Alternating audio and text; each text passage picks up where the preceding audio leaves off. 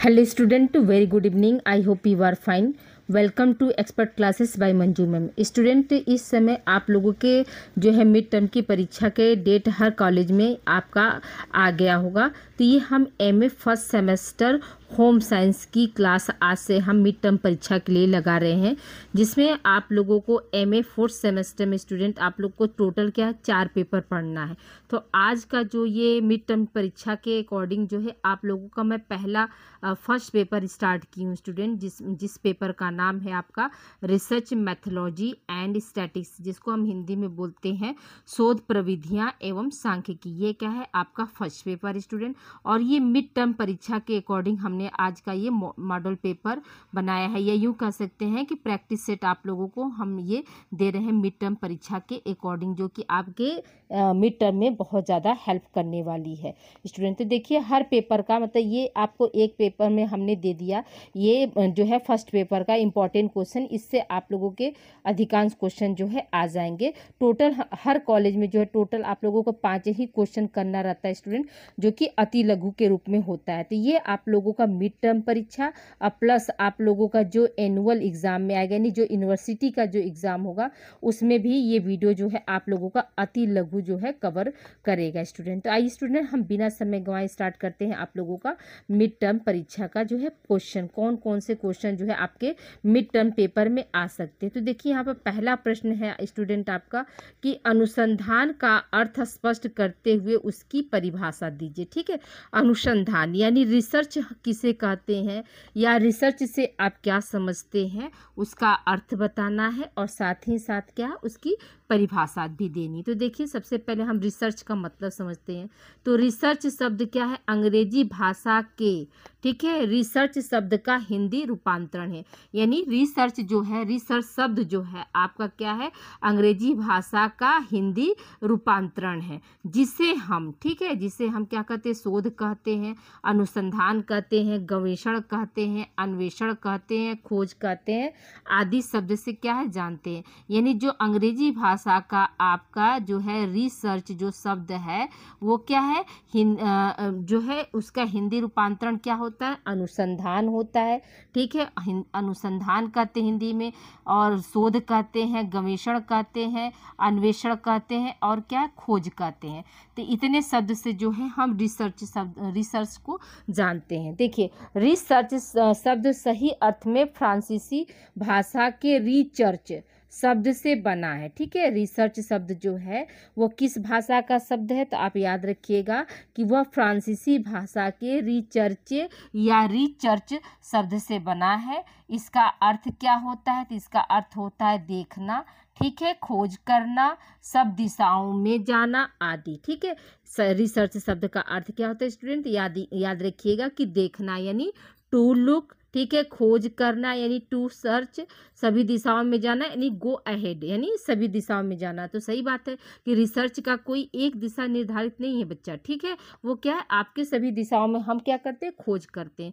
तो आप एकदम सिंपल भाषा में इसको आप समझिए कि अनुसंधान शब्द, अपने शब्दों में अगर आपको लिखना है तो आप इस तरह से भी लिख सकते हैं कि अनुसंधान शब्द या खोज शब्द या रिसर्च शब्द जो है हिंदी भाषा का रूपांतरण है, यह फ्रांसीसी भाषा के शब्द से लिया गया है। इसका शाब्दिक अर्थ होता है देखना, खोज करना और सभी दिशाओं में जाना। ये क्या है, जनरल भाषा में आपने इसको लिख दिया। ठीक है, फिर क्या इस दृष्टिकोण से अनुसंधान का अर्थ हुआ नए ज्ञान की खोज करना। ठीक है, तो रिसर्च शब्द का अर्थ क्या हुआ, मतलब शाब्दिक अर्थ हम क्या बताएंगे, तो नए ज्ञान की खोज करना, या इसको हम अपनी भाषा में भी बता सकते हैं कि जो विद्यमान ज्ञान है यानी पुराने विद्यमान ज्ञान को की पुष्टि करना भी क्या होता है आपका रिसर्च। री शब्द का मतलब ही होता है दोबारा। ठीक है, तो सर्च का मतलब क्या होता है, खोज। तो रिसर्च का मतलब ये हुआ कि दोबारा से खोज। अपनी भाषा में आप इसको मतलब लिख सकते हैं, समझ सकते हैं। वैसे बहुत हम इजी भाषा में यहाँ पर आप लोगों को जो है रिसर्च का मतलब समझा रहे हैं स्टूडेंट। ठीक है, तो रिसर्च का मतलब क्या हुआ कि दोबारा से खोज करना। ठीक है, या यूं कह सकते हैं कि जो रिसर्च शब्द है वो क्या है, पहले से हमारे समाज में या हमारे देश में जो भी भ्रांतियां हैं उसको क्या करते हैं, दूर करते हैं। नए नए उन छोटे छोटे चीज़ों से क्या करते हैं, नए चीज़ों की खोज करना ही क्या कहलाता है, आपका रिसर्च कहलाता है। अब आइए देखिए हम परिभाषा की बात करते हैं। तो परिभाषा में क्या है, तो रेडमैन एवं मोरी के अनुसार, ठीक है, रेडमैन एवं मोरी के अनुसार परिभाषा क्या होता है। तो देखिए नवीन ज्ञान की प्राप्ति के लिए व्यवस्थित प्रयास ही क्या है, अनुसंधान है। देखिए नवीन ज्ञान का मतलब क्या हुआ कि नए ज्ञान की प्राप्ति यानी नए ज्ञान की खोज करना, और वो कैसे, हम व्यवस्थित ढंग से यानी एक सुटेबल ढंग से हम किसी चीज़ की खोज करने का जो है प्रयास करते हैं, वही क्या है, हमारा रिसर्च या अनुसंधान कहलाता है। अब देखिए दूसरी परिभाषा डॉक्टर मनमोहन वर्मा के अनुसार, तो अनुसंधान वह बौद्धिक क्रिया है जो नवीन ज्ञान उत्पन्न करती है या पूर्वगामी त्रुटियां या अशुद्ध धारणाओं का संशोधन करती है और व्यवस्थित ढंग से वर्तमान ज्ञान कोश में क्या करती है, वृद्धि करती है। देखिए डॉक्टर मनमोहन वर्मा ने क्या बताया, अनुसंधान या रिसर्च या खोज की परिभाषा उन्होंने बताया कि यह क्या है, एक बौद्धिक क्रिया है। तो सही बात है कि हम बुद्धि लगाकर किसी भी चीज़ को हम सोचते हैं, समझते हैं, करते हैं, और बौद्धिक क्रिया है फिर क्या करता है, जो नवीन ज्ञान से उत्पन्न होती है। यानी हम भाई अगर कोई चीज़ सोच रहे हैं तो उसमें क्या करते हैं, नवीन ज्ञान हमको मिलता है, या पूर्वगामी त्रुटियां यानी जो पहले कोई गलती हो गई है, ठीक है, उन त्रुटियों को जो है हम दूर कैसे कर सकते हैं, ये भी हमारा क्या रिसर्च के अंतर है। या अशुद्ध धारणाओं को हम कैसे संशोधन करके उसमें कैसे परिवर्तन ला सकते हैं, ये भी क्या है, हमारा रिसर्च है। और क्या है, व्यवस्थित ढंग से वर्तमान ज्ञान कोश में वृद्धि करना, यानी जो भी हमारे पास जो है व्यवस्थित ज्ञान जो है कोश है उसमें क्या होता है, वृद्धि होता है। यही सब चीज मिला के क्या होता है, हमारा रिसर्च होता है, यानी खोज हम करते थे।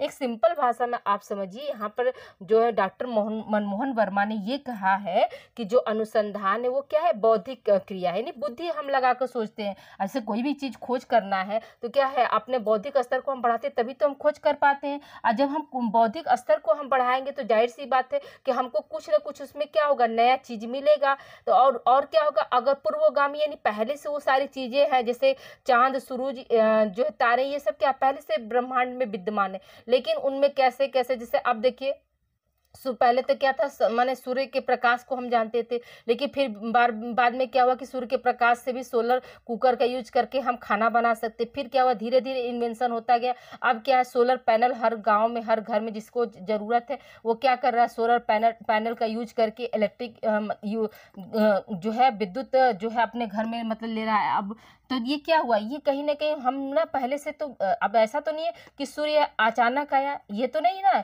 सूर्य क्या है पहले से, लेकिन उसका हम यूज कैसे, सूर्य के प्रकाश के जरिए हम कौन कौन सा यूज कर सकते हैं अपने दैनिक जीवन में ला सकते हैं, ये सब चीज़। तो ये क्या हुआ, एक बौद्धिक हमारा डेवलपमेंट हुआ ना, विकास हुआ, तभी तो हम मतलब सूर्य के प्रकाश से जो है अब विद्युत का भी काम, इलेक्ट्रिक का भी काम कर ले रहे हैं ना। तो यही चीज़ यहाँ पर जो है किया जा रहा है, और इससे क्या हो रहा है, हमारा ज्ञान कोश का भी जो है वृद्धि हो रही है।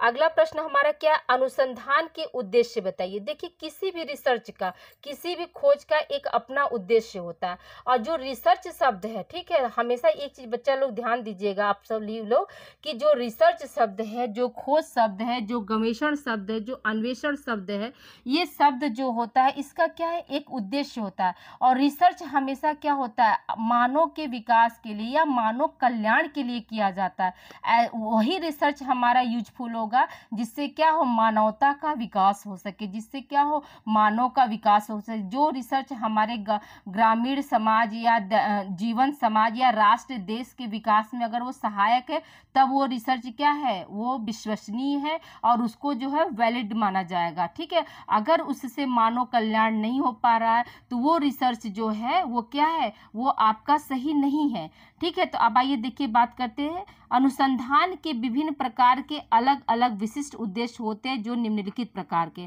पहला क्या है, नए ज्ञान को विकसित करना। तो देखिए रिसर्च से हमको क्या मिलता है, नया ज्ञान प्राप्त करते हैं। दूसरा क्या है, नए ज्ञान की खोज करना, तो रिसर्च से हम नए ज्ञान की खोज भी करते हैं। तीसरा क्या है, विद्यमान ज्ञान की पुष्टि करना, यानी यह बात 100% सत्य है, ठीक है। तो इस यानी पहले से वो हमारे समाज में या हमारे देश में या हमारे ब्रह्मांड में वो चीजें पहले से मौजूद मौजूद हैं और उसको हम पुष्ट कर रहे हैं कि नहीं। जैसे मान के चलिए न्यूटन्स का नियम हुआ, जैसे न्यूटन्स ने दिया था ना गुरुत्वाकर्षण का नियम कि जो है कोई भी फल हुआ, कोई भी चीज़ हम ऊपर फेंकते हैं तो वो नीचे क्यों आती है ना। तो बताया उन्होंने कि गुरुत्वाकर्षण पृथ्वी जो है अपनी तरफ खींचती, तो ये पहले से विद्यमान है। अब कोई नया कोई इस पर रिसर्च करना चाहेगा तो वो क्या करेगा, वो न्यूटन्स के लॉ को जो है वो मतलब बताएगा कि नहीं ये चीज़ें मतलब जो न्यूटन्स ने दिया वो क्या वो 101% सत्य है। यानी उन्होंने क्या किया, जो नया वैज्ञानिक आया उसने न्यूटन्स के लॉ को जो है पुष्टि की। मेंडल्स का लॉ जैसे था कि जो मतलब क्रॉस चलता है, जैसे मटर के बीज पर उन्होंने मटर के फूल पर मटर के बीज पे जो है अन्वेषण किया, खोज किया। तो अब अगर कोई नया निकल रहा है, कोई नया वैज्ञानिक निकल जो फिर से मटर की जो है बीज पर या मटर के पौधे पर जो है क्रॉस वाला डिटर्मिनेशन का पुष्टि करेगा, तो वो भी क्या करेगा, मेंडल्स के लॉ को जो है फॉलो करेगा, उसको बताएगा कि नहीं ये चीज़ें जो मेंडल्स ने दिया वो चीज़ क्या सही है। ठीक है, फिर क्या, व्यवहारिक समस्याओं का समाधान करना, यानी जो समस्याएं समाज में है तो उसको क्या करना, व्यवहारिक स्तर पर जो है उसका समाधान करना, ये भी क्या अनुसंधान का उद्देश्य। फिर क्या, घटनाओं तथा तथ्यों को एकत्रित करना या एकत्र करना। तो जितने भी हमारे देश समाज में या विश्व में जो घटनाएं हो रही हैं उनसे संबंधित जो भी डाटा कलेक्शन हो रहा है उसको क्या करता है, उसको जो अनुसंधान जो होता है, जो रिसर्चर होता है, जो अनुसंधान करता होता है, वो क्या करता है, अपनी समस्या से संबंधित जो है तथ्यों को, घटनाओं को क्या करता है, वो एकत्रित करता है। ठीक है, तो ये भी उसका उद्देश्य हो गया। फिर क्या, अलौकिक तथ्यों का वर्गीकरण। अलौकिक का मतलब क्या हुआ कि जो उसने देखा है और उसको क्या किया, उसको उसने क्लासिफाइड किया। मतलब जैसे न्यूज होता है ना, तो अब न्यूज जैसे कहीं का हर जगह के दिखाता रहता है कि यहाँ पे ये घटना हुई, यहाँ पे वो घटना हुई, तो उसको क्या करेगा, अगर आपकी समस्या, जैसे मान लीजिए आपने समस्या का चुनाव किया कुपोषण, ठीक है, कुपोषण यानी मल न्यूट्रिशन आपने समस्या ले लिया, तो अब देखिए कुपोषण जो है वो मतलब सिर्फ भारत की ही समस्या नहीं है, वो क्या है, वो पूरे विश्व की समस्या है। आज भारत के साथ साथ पूरा देश, पूरा विश्व क्या है, कुपोषण को मतलब झेल रहा है। कोई अति पोषण को झेल रहा है तो कोई अल्प पोषण को झेल रहा है, लेकिन पूरा विश्व जो है इस समय क्या है, कुपोषण को झेल रहा है। तो ये सिर्फ एक जगह की समस्या नहीं, ये क्या पूरे ब्रह्मांड, मतलब पूरे ब्रह्मांड इतने नहीं, पूरे विश्व की समस्या है। तो इस पे जो काम होगा, इस पे क्या करेगा, इस पे जो मतलब जो भी रिसर्चर है वो इसको खोज करेगा, उसको देखेगा और उससे संबंधित जो भी डाटा होगा कि जैसे भारत में कितने % जो है बच्चे जो है कुपोषण के शिकार हैं, अमेरिका में कितने बच्चे जो है कुपोषण के शिकार हैं, ऐसे ऐसे करके जो है वो खोज करेगा। तो यहाँ पे वही है कि तथ्यों को वो देखा और हर देश का अलग अलग वो डाटा यहाँ पर मतलब देगा कि नहीं यहाँ पर हमने ये चीज़ पाई, यहाँ पे ये चीज़ पाया और इतना एवरेज है। उसमें भी कुपोषण में वो देखेगा कि किस बच्चे, मतलब कुपोषण भी क्या होता है आपका 2 तरह का होता है। जो मल न्यूट्रिशन होता है वो क्या होता है, 2 तरह का होता है। एक सिर्फ क्या होता है प्रोटीन की कमी से, ठीक है, ये क्या है आपका सिर्फ प्रोटीन की कमी से होगा। और एक दूसरा क्या होता है आपका, उसमें क्या है आपका प्रोटीन भी आएगा, ठीक है, उसमें क्या होगा आपका प्रोटीन और प्लस ऊर्जा, ठीक है, प्रोटीन प्लस ऊर्जा, इन दोनों की कमी से भी कुपोषण होता है। प्रोटीन की कमी से जो कुपोषण होता है उसको हम क्वाशियोरकर कहते हैं, और प्रोटीन प्लस ऊर्जा की कमी से जो मतलब कुपोषण होता है उसको हम क्या बोलते हैं, उसको हम याद रखिएगा कि उसी को हम मैरास्मस बोलते हैं। क्या बोलते हैं, मैरास्मस बोलते हैं, मैरास्मस बोलते हैं। ठीक है, तो ये क्या है, मैरास्मस जो होता है वो प्रोटीन प्लस ऊर्जा की डेफिशिएंसी जब हो जाती है तब होता है, और जो केवल प्रोटीन होगा तो वो क्या होता है, वो क्वाशियोरकर होता है। ठीक है, आई होप यहाँ तक समझते। अब ये क्या हुआ, तो मैंने बताया ना कि मतलब उसने देखा और वो अलग अलग जो है देशों को मतलब करके वो डाटा को जो है क्या करता है, प्रस्तुत करता है कि नहीं इस देश में जो है प्रोटीन की डिफिशियंसी से क्वाशियोरकर के इतने बच्चे शिकार हुए हैं, और प्रोटीन प्लस ऊर्जा की डिफिशियंसी मीन्स कमी से क्या हुआ, इतने बच्चे जो है मैरास्मस के शिकार हुए। आई होप यहाँ तक आप लोगों को समझ में आ गया कि अलौकिक तथ्यों का वर्गीकरण हम कैसे करेंगे। ठीक है, अब आइए देखिए 7वां क्या है। 7वां जो उद्देश्य होता है वो क्या है, अवलोकन का व्यवहार करना। अवलोकन का व्यवहार करने का मतलब क्या हुआ कि आपने जो चीज देखा, ठीक है, उसको क्या करना, उसको अपने नॉर्मल बिहेवियर की तरीके से क्या करते हैं, उसको हम प्रस्तुत करते हैं।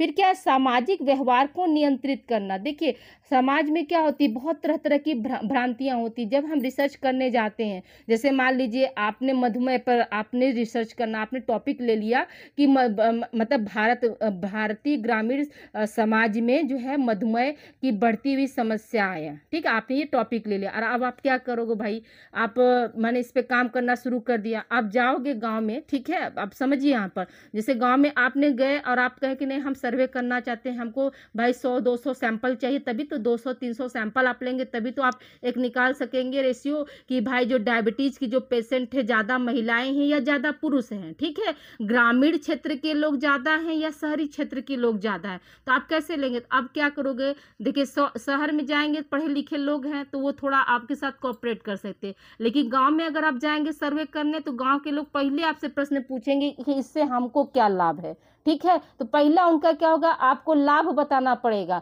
कि आपको मतलब उनको क्या लाभ है। तो आप अगर लाभ नहीं बताएंगे, नहीं नहीं हम बस ऐसे संपर्क कि आप जो है डायबिटीज़ में हैं कि नहीं है, तो बहुत लोग क्या करेंगे, नहीं नहीं भैया आप पता नहीं कहाँ से कुछ लाए हैं, कुछ ऐसा कर देंगे, मुझे तरह की बीमारी। तो जो नहीं पढ़े लिखे रहेंगे तो वो आपको साथ नहीं देंगे। हाँ, लेकिन अगर वही लाभ के बारे में अगर उनको अच्छा से समझाएंगे, उनके फायदे की बात अगर करेंगे, तब शायद गाँव के लोग जो है आपके साथ मतलब आपके सर्वे को आपके साथ खड़े होकर मतलब सैंपल देने के लिए तैयार होंगे। लेकिन गांव की जनता जो होती है वो क्या है, अपना 500 का नुकसान करके 100 रुपए के पीछे दौड़ती है, ये आप लोग भी जानते हैं। उनको 500 अपनी एक दिन की कमाई नहीं देखेगी, लेकिन गवर्नमेंट ने अगर 100 रुपया का लाभ दे दिया ना, तो 100 रुपये के लाभ के लिए दौड़ेंगे, भले 400 रुपया उनका अपने जेब से क्यों न चला जाए। उनको ये सब नहीं, फ्री के लिए मतलब वो टूट पड़ते हैं। तो अब यह क्या होता है, यहाँ पे ये कहने का मतलब क्या हुआ कि जो सामाजिक व्यवहार उसको मतलब नियंत्रित करना, ताकि आपका जो रिसर्च है, जो आपने जो समस्या का जो चुनाव किया है, वो चीज़ आपको मतलब बैलेंसिंग के तौर पर क्या हो मिल सके। फिर क्या है, मानवता का कल्याण करना। तो जो भी हमारा रिसर्च होता है, जो भी हम रिसर्च की समस्या अगर लेते हैं, तो उससे क्या हो, मानव जीवन का कल्याण हो, तभी हमारा जो रिसर्च है, हमारा खोज है, वो अच्छा माना जाएगा। फिर क्या, भविष्यवाणी करना, ठीक है।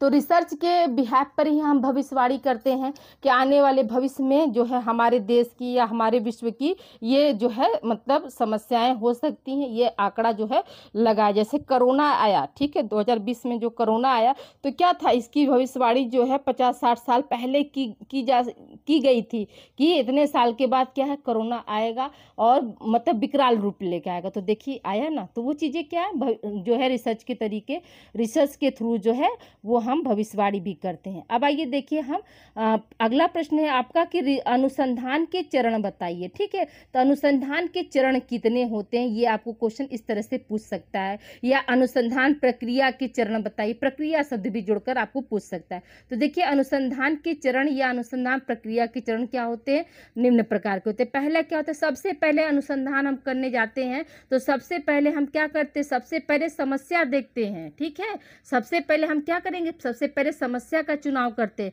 फिर समस्या से फिर क्या होते हैं, हम परिचित होते हैं कि वाकई में ये समस्या है कि नहीं है। जैसे मैंने बताया ना, कुपोषण क्या है, मोटापा क्या है। अब देखिए ये हर देश में पाया जा रहा है। मोटापा सिर्फ भारत की समस्या नहीं रह गई है, अब क्या ये पूरे विश्व की समस्या रह गई है।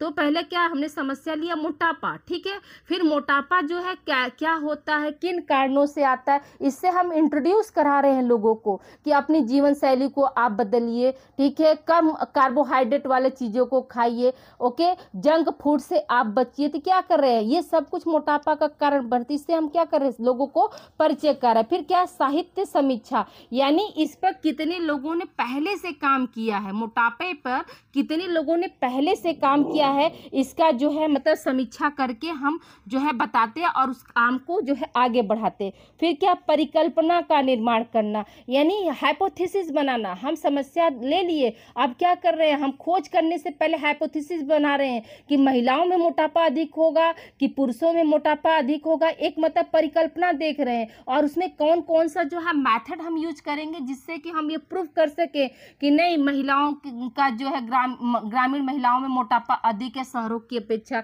या शहरी महिला। तो ये क्या कर रहे हैं, ये हम एक हाइपोथेसिस बना रहे हैं कि जो मोटापा है वो सिर्फ मेल में पाया जा रहा है या फीमेल में पाया जा रहा है। अगर मेल में पाया जा रहा है तो कौन कौन से जो फैक्टर जिम्मेदार हैं जिनकी वजह से जो है मेल में मोटापा आ रहा है। अगर फीमेल में अगर मोटापा पाया जा रहा है तो कौन कौन से फैक्टर जो जिम्मेदार हैं जिनकी वजह से फीमेल में मोटापा आ रहा है। ओके, फिर क्या अनुसंधान अभिकल्प यानी जो हम रिसर्च करने जा रहे हैं उसकी हम डिजाइन बनाते हैं, ये होता है। फिर क्या है आपका प्रदत्त संग्रह। प्रदत्त संग्रह का मतलब हुआ कि डाटा कलेक्शन करना, हम किस किस मेथोडोलॉजी का यूज कर रहे हैं, हम प्राइमरी डाटा ले रहे हैं कि हम सेकेंडरी डाटा ले रहे हैं, इसके बारे में देखना। फिर क्या है आपका परिणाम एवं विवेचन, यानी हमने मोटापा टॉपिक लिया तो उसका रिजल्ट क्या निकला, उसकी हम विवेचना कैसे करेंगे, ये हो जाएगा।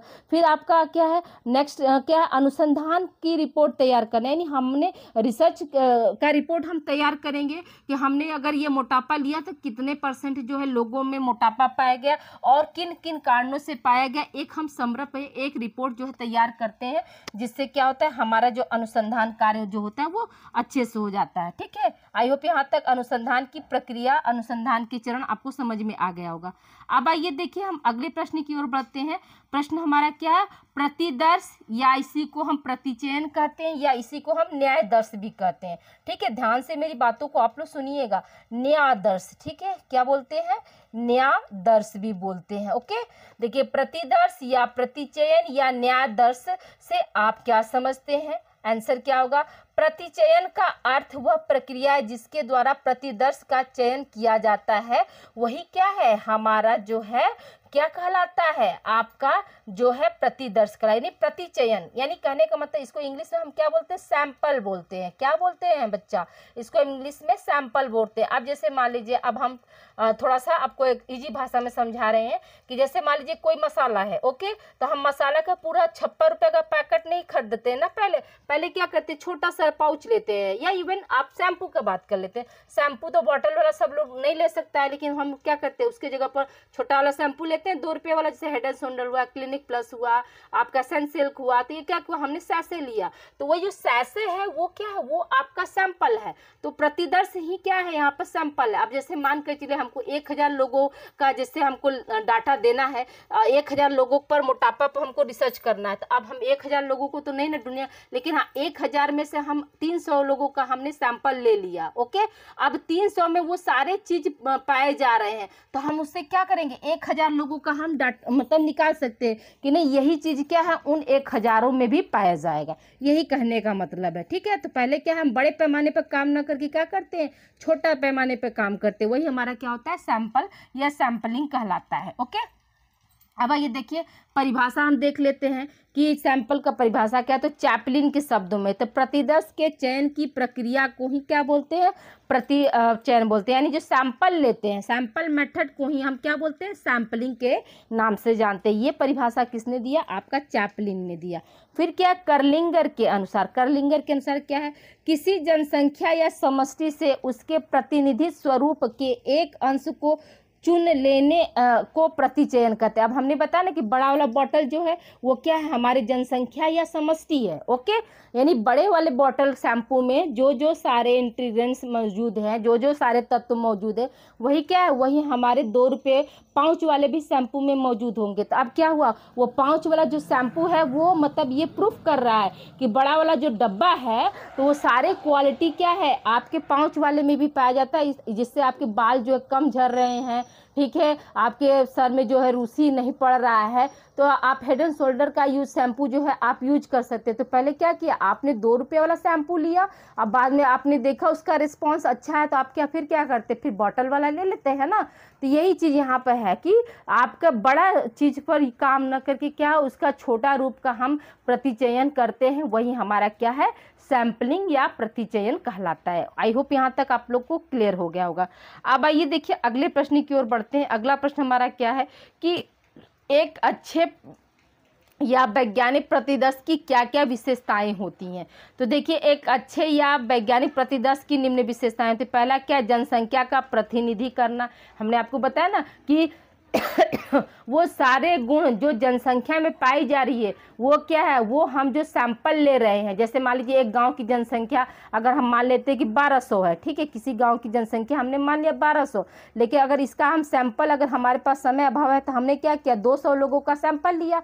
लेकिन ये 200 लोगों की जो भी क्वालिटी है वो क्या है, वो आपके 1200 के लोगों में क्वालिटी वो मिलनी चाहिए, ठीक है। यानी जनसंख्या का क्या है, ये 200 लोग क्या कर रहे हैं, उसका प्रतिनिधि कर रहे हैं, यानी इन 200 में भी वही गुण मौजूद है जो क्या है 1200 में मौजूद है। तो वही यहाँ पे क्या है, जनसंख्या का प्रतिनिधि करने वाला। और दूसरा क्या, आकार की पर्याप्तता, यानी आकार बड़ा रहेगा तभी तो हमको सैंपल लेने में आसानी होगी, ठीक है। फिर क्या, सभी प्रकार के पक्षपात से स्वतंत्र हो, यानी जो हम रिसर्च करने जा रहे हैं, हम सैंपलिंग जो ले रहे हैं उसमें क्या, उसमें कोई पक्षपात नहीं होना चाहिए, वरना हमारा शोध कार्य क्या हो जाएगा, अच्छा नहीं माना जाएगा, उसकी वैलिडिटी नहीं होगी, ठीक है। फिर क्या है, अध्ययन विषय के उद्देश्य के अनुकूल, यानी जो भी हम समस्या का चुनाव कर रहे हैं तो वो क्या होना चाहिए, वो हमारे अध्ययन से संबंधित होना चाहिए। फिर क्या, उच्च विश्वसनीयता, इसमें क्या होती है, वैलिडिटी अच्छी होनी चाहिए, वो अच्छे जो विश्वसनीयता वाला होना चाहिए। फिर क्या है, समय, श्रम और मुद्रा की मितव्ययता, यानी हम ऐसा सैंपलिंग ले जिससे क्या हो, हमारा समय की भी बचत हो, हमारे मेहनत की भी बचत हो, और साथ ही साथ क्या हो, हमारे पैसे की बचत हो। ऐसी सैंपलिंग का जो है हमें चुनाव करना चाहिए। फिर क्या है, आपका प्रतिचयन अशुद्धियों से मुक्त, ठीक है। प्रतिचयन, जो भी हमने सैंपलिंग लिया उसमें क्या है, अशुद्धियां नहीं पाई जानी चाहिए। फिर क्या है, सामान्य ज्ञान व तर्क के उपयोग पर आधारित, यानी जो हमारी सैंपलिंग है वो क्या होना चाहिए, हम जनरल ज्ञान पर और तर्क पर भी उसको आधारित करें। फिर क्या, व्यवहारिक अनुभव के उपयोग पर आधारित, जो हमारे दैनिक जीवन में जो भी चीजें उपयोग हो रही हैं उसके आधार पर जो है हमारी जो सैंपलिंग होनी चाहिए।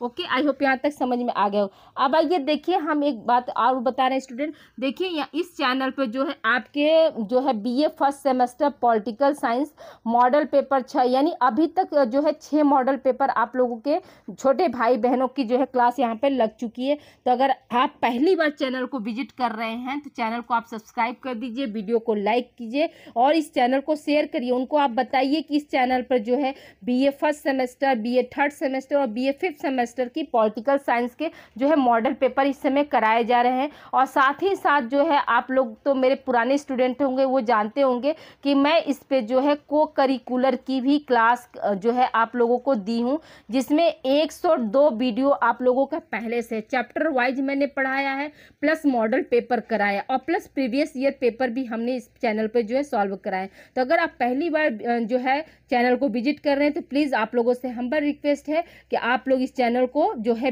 अपने छोटे भाई बहन तक भेजिए, ताकि वो इस चैनल से जुड़कर अपने को करिकुलर की क्लास और प्लस पॉलिटिकल साइंस की क्लास और प्लस होम साइंस की क्लास, ये सारे क्लास जो है उनको इस चैनल पर अवेलेबल है और आप लोग उनको जो है सहयोग कीजिए और चैनल को ज़्यादा से ज़्यादा जो है बच्चों तक पहुंचाइए। अब आइए देखिए, हम अगला प्रश्न देखते हैं कि प्राथमिक तथ्य एवं द्वितीयक तथ्य में क्या अंतर होता है। तो देखिए, प्राथमिक तथ्य और द्वितीयक तथ्य में क्या अंतर होता है। देखिए, पहला अंतर आपका ये हो जाएगा कि अनुसंधानकर्ता द्वारा क्षेत्र में जाकर प्रथम बार संकलित किए जाते हैं, यानी जो प्राइमरी डाटा जो लेता है कोई भी, तो उसमें क्या करता है, जो अनुसंधान करता होता है, जो रिसर्चर होता है, वो क्या करता है, वो जाकर डाटा का जो है वहाँ से कलेक्शन लेता है स्टूडेंट, ठीक है। यानी डाटा जाकर वो खुद फील्ड में जो है संकलित करता है, उसमें वो किसी भी मैगजीन, किसी भी न्यूज और किसी भी मतलब रिपोर्ट को जो है इसमें शामिल नहीं करता, वो खुद जाकर जो है डाटा का कलेक्शन करके अपना जो है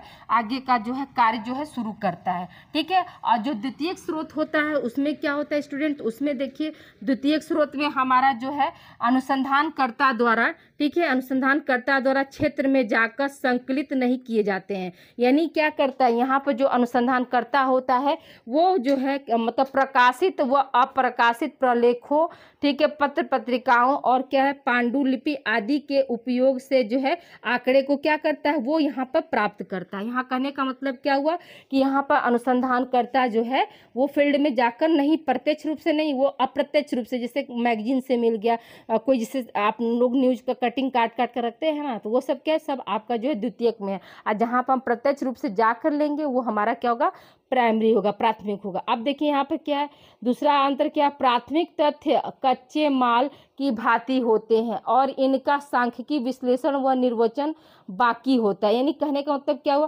कि जो अब जैसे रॉ मटेरियल को क्या करते हैं, रॉ मटेरियल से चावल हो गया तो हम कच्चा नहीं ना खाते हैं, उसको क्या करते हैं, पकाते हैं। ठीक है, तो यहाँ पर क्या है, अब भात बनाने के लिए क्या होगा, हमको चावल जरूरत है, ठीक है, पानी की जरूरत होगी, पानी के साथ साथ गैस की जरूरत होगी, बर्तन की, तब ना वो जाकर फिर चावल भात के रूप में बनेगा। अब लेकिन तो वो क्या है, प्राथमिक जो तथ्य होता है वो कच्चे माल की तरह होता है। अब द्वितीयक में क्या होता है, द्वितीयक तथ्य तैयार उत्पादित वस्तुओं की भांति होते हैं और ये उपयोग के लिए तैयार किए जाते हैं। यानी जो सेकेंडरी डाटा होता है उसमें हम क्या देखते हैं, उसमें हम देखते हैं कि ये क्या हो, जैसे हमने बताया ना कि भात बन गया तो वो क्या हो गया, आपका द्वितीयक डाटा में आ गया। ठीक है, ये चीज़ आप समझिएगा, आप थोड़ा सा घरेलू भाषा में भी आप लोगों को समझा रहे हैं ताकि चीज़ें आप लोग भूल ना पाएँ। फिर क्या, प्राथमिक तथ्य मौलिक होते हैं, मौलिक मतलब ओरिजिनल होते हैं, इसमें कोई डुप्लीकेशन की बात नहीं। लेकिन द्वितीयक तथ्य जो होते हैं वो मौलिक नहीं होते, उसमें क्या होती है, मिलावटपन किया जा सकता है। ठीक है, अनुसंधानकर्ता द्वारा स्वयं संकलित किए जाने के कारण अधिक विश्वसनीय माने जाते हैं। यानी जो भी रिसर्च है वो आपने रिसर्चर जो होता है, अनुसंधान कार्यकर्ता जो होता है वो खुद जाकर डाटा लेता है, तो वो क्या होता है, ज़्यादा विश्वसनीय होता है। और क्या होता है इसमें चौथा क्या, इसकी विश्वसनीयता संकलित की जाने वाली संस्था या व्यक्ति की